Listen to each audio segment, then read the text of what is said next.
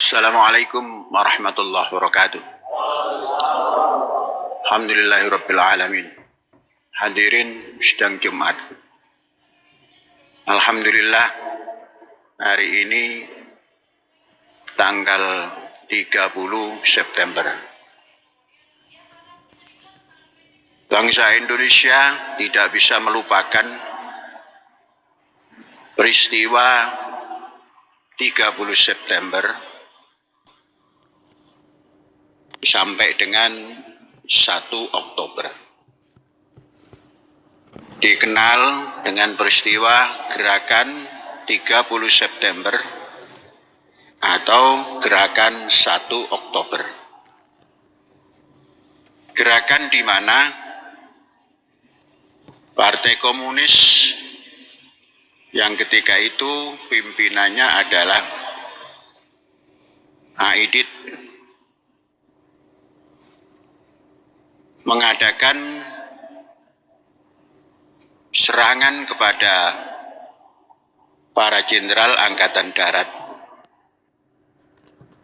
yang tujuan utamanya adalah menghilangkan kekuatan Angkatan Darat yang dianggap kontra terhadap komunis.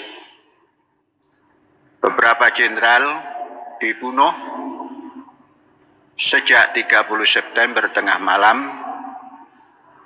dan ada yang langsung dieksekusi di tempat seperti Jenderal Ahmad Yani, dan selainnya ada yang dieksekusi di suatu tempat di Pondok Gede sana yang namanya Lubang Buaya. Dengan peristiwa itu terjadilah bangsa Indonesia terbelah menjadi dua, yang pro komunis dan anti komunis. Oleh mahasiswa, Presiden Soekarno ketika itu di demo agar dapat membubarkan Partai Komunis. Namun Presiden Soekarno belum sempat mengucapkan pembubaran Partai Komunis, diambil alih oleh Pak Harto tugas pembubaran itu, yang menurut Pak Harto beliau sanggup jadi tameng daripada Presiden Soekarno untuk membubarkan Partai Komunis. Saudara-saudara, peristiwa ini memang kelam. Peristiwa ini terjadi sangat memukul bangsa Indonesia. Saya memahami peristiwa itu karena umur saya waktu itu sekitar 18 tahun. Berada di Jawa Timur. Karena ketika itu fasilitas untuk hubungan tidak seperti sekarang. Jadi beberapa hari setelah kejadian baru kita memahami betul apa yang terjadi. Sampai sekarang bangsa Indonesia tidak bisa melupakan. Dan komunis ini sudah beberapa kali mengadakan pemberontakan terhadap pemerintahan Republik Indonesia.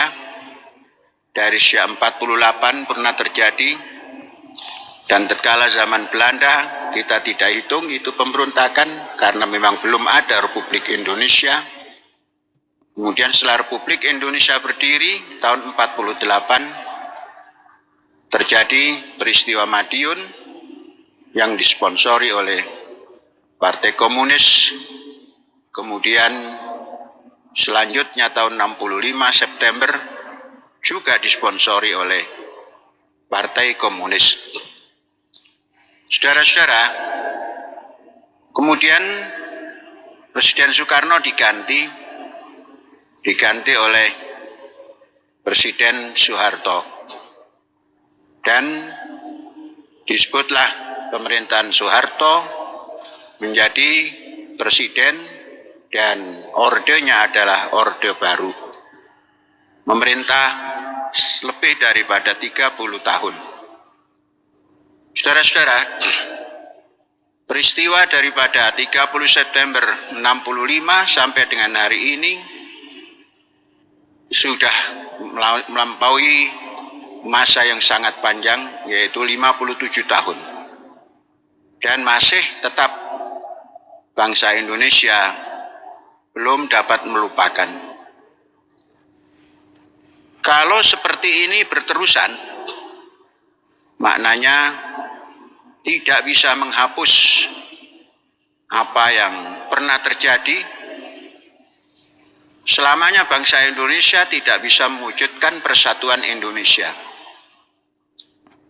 Sesungguhnya sejarah mesti ditulis, tapi sebagai bangsa mewujudkan persatuan Indonesia itu sanggup memberikan kemaafan terhadap peristiwa sebesar apapun di dalam bangsa ini. Namun sejarah tidak boleh dilupakan dan ditulis dalam sejarah bangsa Indonesia. Jangan ada yang menghapus sejarah, tapi juga jangan ada yang tidak bisa memaafkan apa yang terjadi masa lalu. Sehingga kalau sampai dengan tahun 24 bangsa kita belum bisa memaafkan kejadian-kejadian yang lalu, maka bangsa ini sampai tahun 50 pun, 2050 belum bisa menampilkan jati diri persatuan bangsa Indonesia, di mana persatuan bangsa itu syarat mutlak untuk mencapai kemajuan bangsa dan negara ini. Oleh sebab itu, memperingati hari sejarah ini berarti kita tidak melupakan sejarah. Tapi dalam perjalanan berbangsa, mari kita memberikan kemaafan kepada apa yang terjadi 57 tahun yang lalu. Ini saja pesan saya untuk 30 September 2022, mudah-mudahan tersampaikan dengan baik. Hadza wallahu yar'ana wa yakfaduna walhamdulillahi rabbil alamin. Merdeka.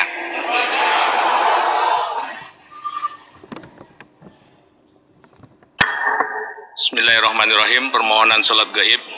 1. Ibu Roro Suliwarti binti Sujarwadi, anggota Jamas Jakarta. 2. Ibu Nartatik binti Setio Warsono, kakak kandung Insinyur Tri Kasihan.